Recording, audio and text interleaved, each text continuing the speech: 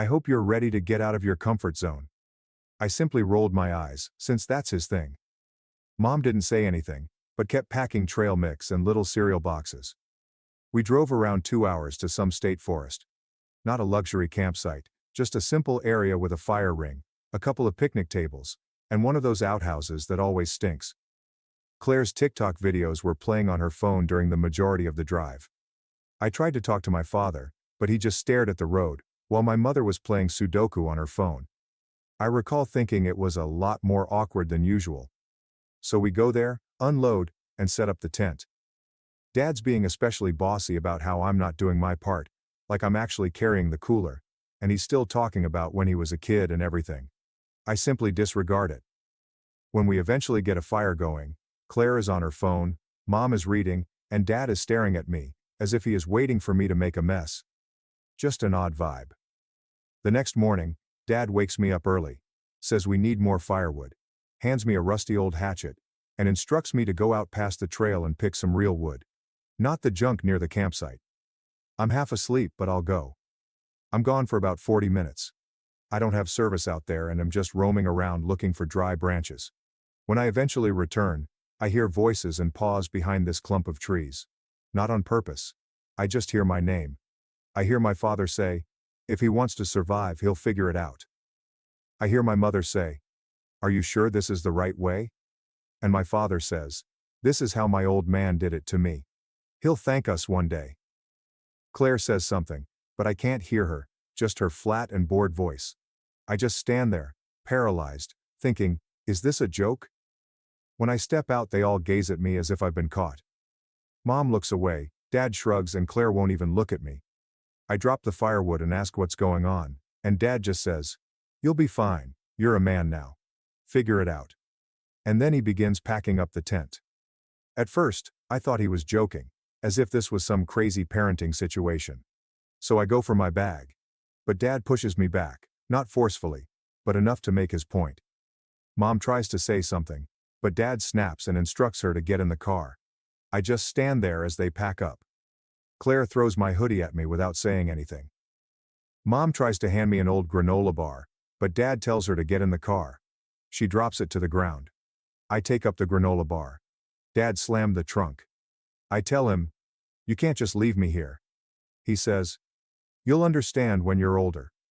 He then gets into the car. Mom is crying. Claire has her earbuds in, and they simply drive away. I stand there for a long time, hoping they'll come back because this is a joke, but they don't.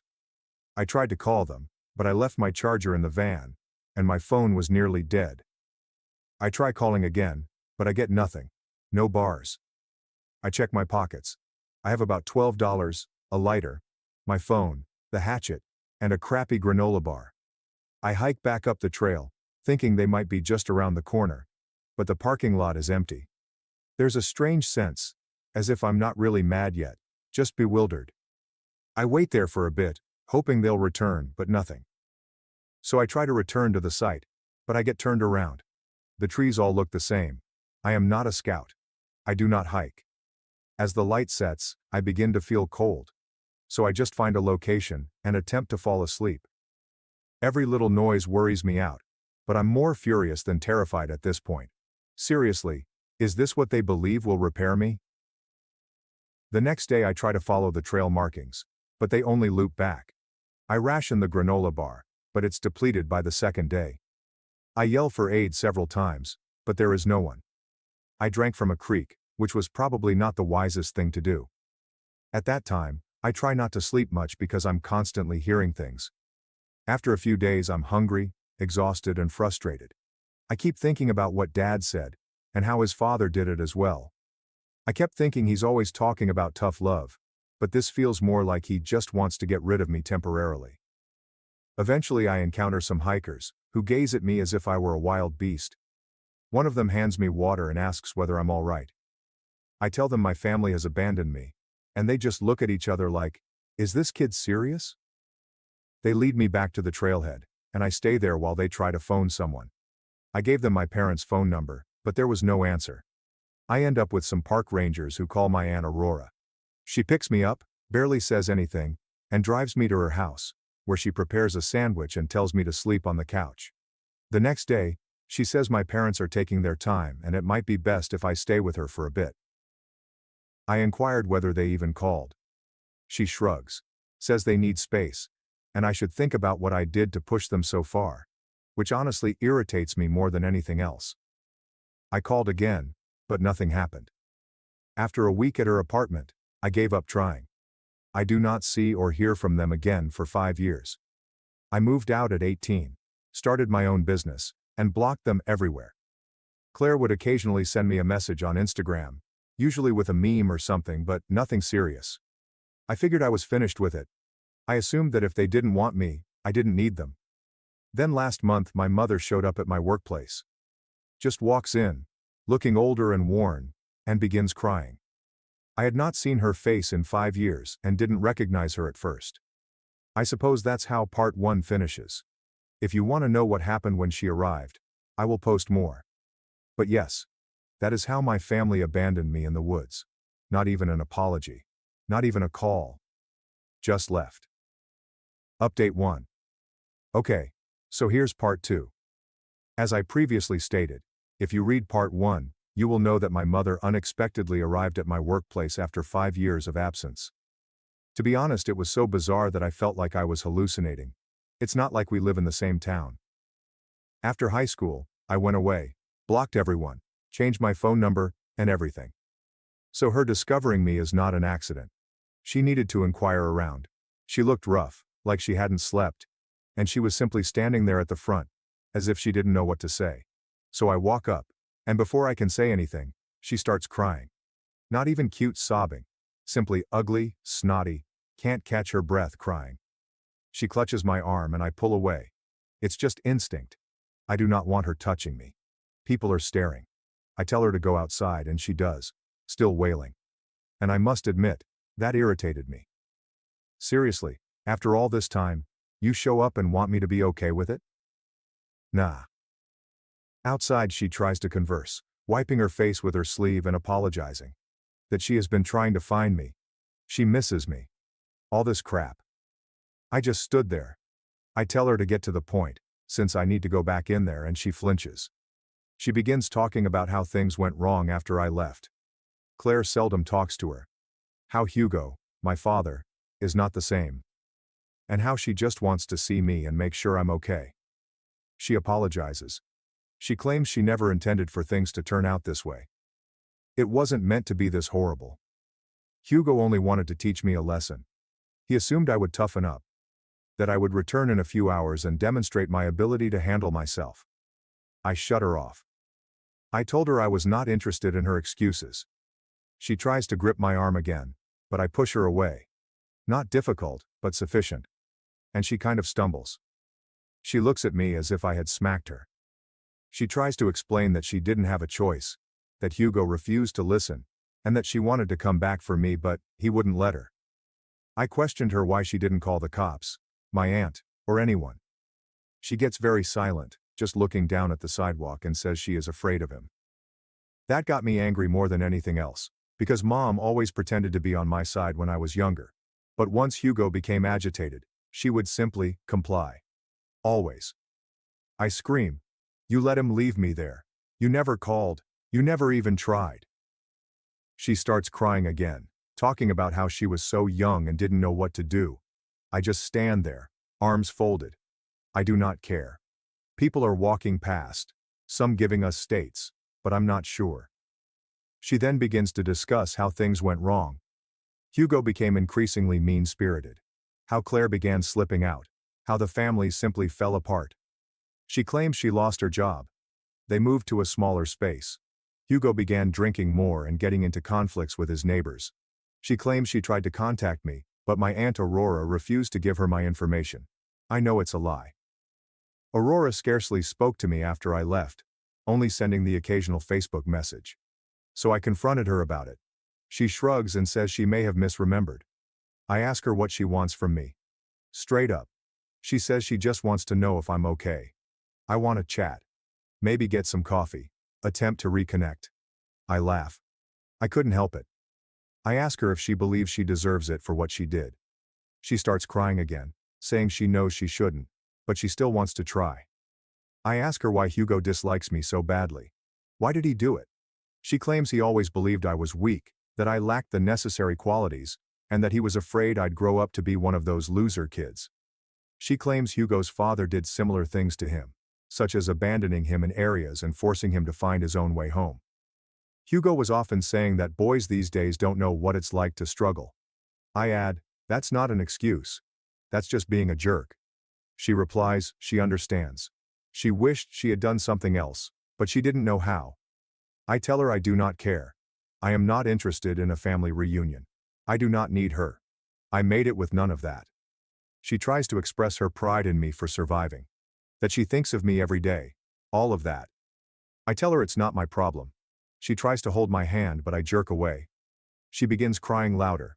A security guard approaches and asks if everything is good, and I respond, yeah, we're done here, and walk back inside. She waits outside for about an hour, then sends me a number of texts with huge phrases like, please talk to me, I'm begging you, I need you in my life. I blocked her phone number. The next day I received a direct message from Claire. Just ask. Mom's a mess, what did you say to her? I don't respond. Then my phone starts blowing up, but not because of her. It's folks I haven't spoken with in years. Old friends, a couple cousins, even my ex.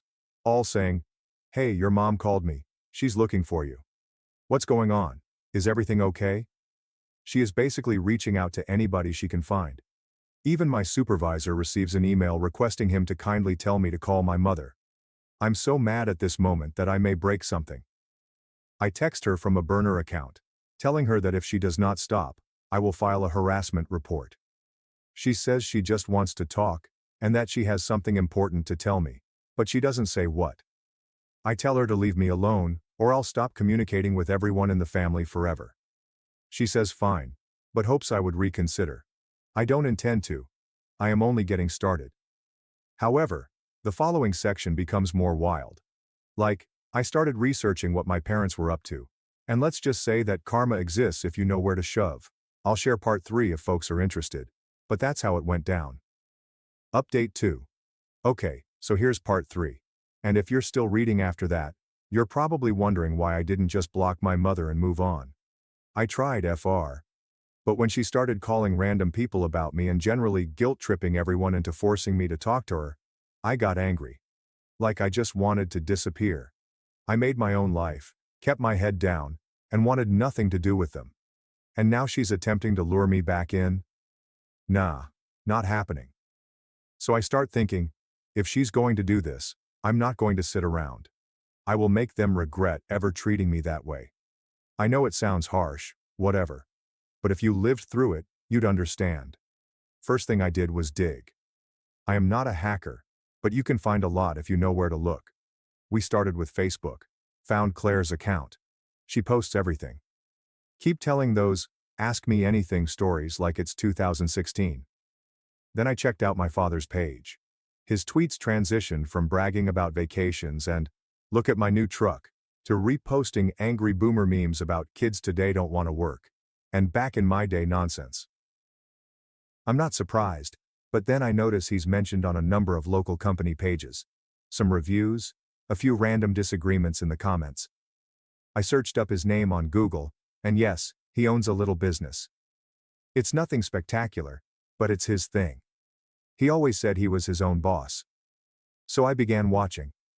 It takes a few weeks, but I catch up on some stuff. People in the comments are disagreeing with him, complaining about his business practices and so on. I've seen a few reviews where people say he's unprofessional and talks down to others. I know it isn't just online, that's how he's always been. I visit his website and see that he has a few regulars but not many. The business is not performing well. I searched up the address. It is a strip mall on the outskirts of town. I understand how those places work. Rent is not inexpensive. I don't go there, I'm not stupid. But I do begin messaging some of the people who left feedback. At first I only asked how their experience was, and if they would utilize the place again. Most people ignore me, but a few respond. One claims Hugo was disrespectful, refused to fulfill a guarantee, and blamed them for being negligent. Another tells me he tried to upsell her on items she didn't need. I don't tell them my true name. Instead, I claim I'm considering employing his business. Nobody is astonished when I claim I have a peculiar vibe. I start pressing. I leave honest reviews. Nothing outlandish, just the facts. Say, I had a bad experience. The staff was rude, I wouldn't recommend it. I posted in a local Facebook group, asking if anyone else had problems. People start speaking up. I don't make anything up. I simply move the plot onward. I provide a hint about how the owner previously left his own child abandoned in the woods, and that gets folks going. I'm not even saying it was me, just someone I know. Some people accuse me of lying, while others begin to ask questions. The best part is that Hugo can't help himself. He jumps into the comments, gets defensive, and begins ranting at people online. One night, he gets into a disagreement with one of the group members, and then tweets a rant against canceling culture and entitled youngsters. People begin to avoid his business. I received a message from a man who claims he used to work for Hugo and quit because Hugo yelled at him for being 5 minutes late. I said, yeah, that tracks. While that's going on, I check on my mother. She's currently living with her sister, Aurora, which makes sense. When things become difficult, she would always turn to her. Aurora has her own troubles. Not much money. Takes care of her own children. I heard from Claire. She sends me a meme, whatever. That mom is extremely depressed.